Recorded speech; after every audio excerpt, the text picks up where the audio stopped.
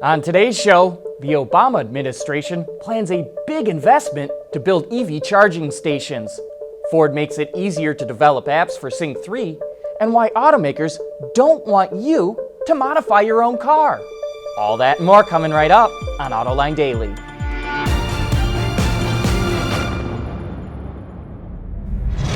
This is Autoline Daily for July 22nd of 2016. Electric vehicles only make up a tiny portion of the overall car segment. One of the things holding back EVs is a lack of a charging infrastructure. So in order to tackle that problem, the Obama administration is planning to invest up to $4.5 billion to create a charging network across the country. Federal, state, and local governments will partner with automakers to build the fast charging stations by 2020. Automakers are pouring billions of dollars into developing electric cars in order to meet stricter fuel economy standards. So this should help ease the industry's concern over EVs not being popular with consumers. Nearly 2 years ago, GM and Isuzu formed a partnership to develop mid-size pickups. The trucks are built at the company's plant in Thailand and are marketed under their own brands. But the automakers just announced they are ending the collaboration. Bloomberg reports that GM wanted the next generation model to be a passenger truck, while Isuzu preferred a commercial version. However, the two companies will still continue other manufacturing partnerships. And this move is not too surprising. Earlier this month, Isuzu announced it's teaming up with Mazda to build pickups. And still to come, car production is running red hot in North America. Autoline Daily is brought to you by Bridgestone Tires, your journey, our passion. Dow Automotive Systems, advanced materials that deliver better results. And by Lear, a global leader in automotive seating and electrical systems. We're starting to see automakers embrace bringing smartphone content into their infotainment systems. And now Ford is making it even easier. The automaker is offering a free Sync 3 emulator, which is a software program that will allow a smartphone to connect to a computer just like it would normally connect with a Sync 3 system. Developers are then able to test how their app will look and work on a Sync 3 interface without access to an actual Ford vehicle. The emulator also allows for fine-tuning of appearance and functionality and can even set certain conditions like vehicle speed, location, and temperature. If interested, the emulator can be downloaded from the Ford Developer Program website. And speaking of technology, just last month, BMW started offering a Wi-Fi hotspot for a number of its models in Europe. It was originally offered in the 7 Series in October of 2015. The high-speed internet connection is able to support up to 10 devices. But a smartphone connection might not just be limited to BMWs with 4 wheels. The automaker is planning to offer its motorcycles with an LTE mobile phone module.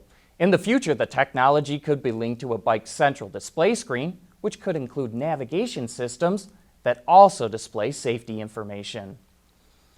Automakers in North America are on track to set a new production record. For the first half of the year, automakers in the United States, Canada, and Mexico built nearly 9 million light vehicles.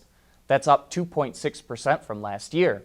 In the U.S., production topped 6.1 million vehicles, up 2.4%. In Canada, production hit 1.2 million, up more than 13%.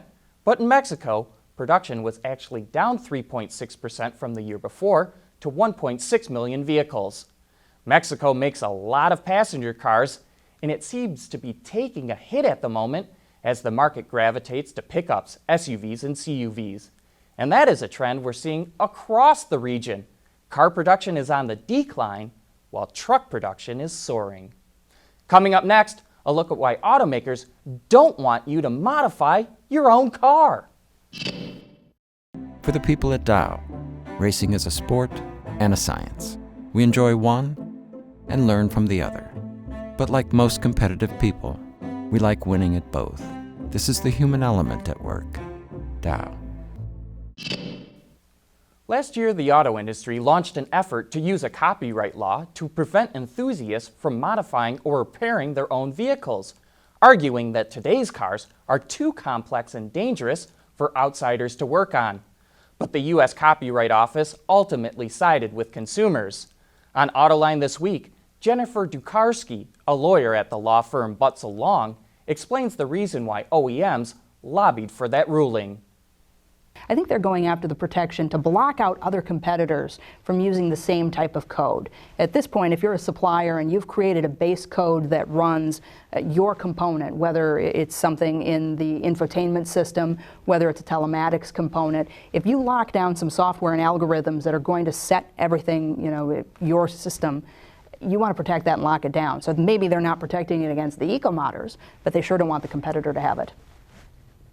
And so I wasn't all the way up on the details of that. So essentially what the auto companies were told is people can hack in and play around with the code in there?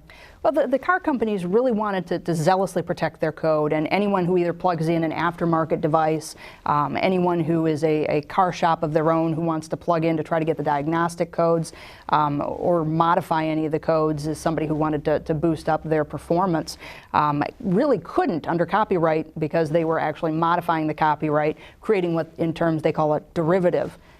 So once they create that derivative, that's infringement. And if they were found to do so willfully, that's $150,000 potentially of a fine. When you think of the soccer mom who downloaded 10 songs from Napster and had that $1.5 million judgment against her, you can understand where that's a big thing for you and me if we wanted to tune our cars. So that challenge came up, and the automakers were trying to zealously protect what they had from everyone. And in this instance, consumers kind of won out, I think, in the dispute with a little more ability to tune and eco-mod their own systems. Mm-hmm. For more insight into automotive trademarks and patents, you can watch that entire show right now on our website, or you can find it on our YouTube channel. But that brings us to the end of today's show. Thanks for watching. Go out. Have a great weekend.